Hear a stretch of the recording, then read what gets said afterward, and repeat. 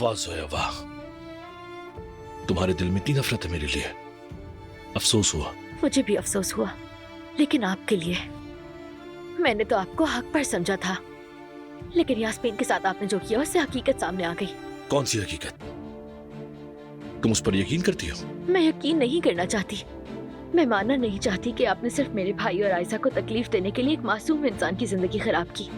लेकिन अब आपको आगे बढ़ जाना चाहिए, क्योंकि मेरे भाई और आयशा एक दूसरे से मोहब्बत करते हैं और वो शादी करने वाले हैं।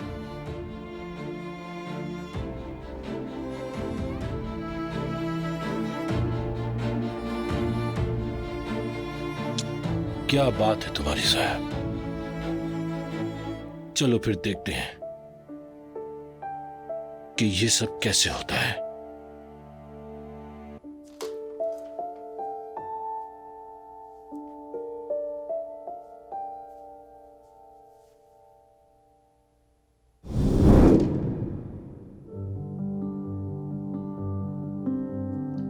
ये खूबसूरत है ना?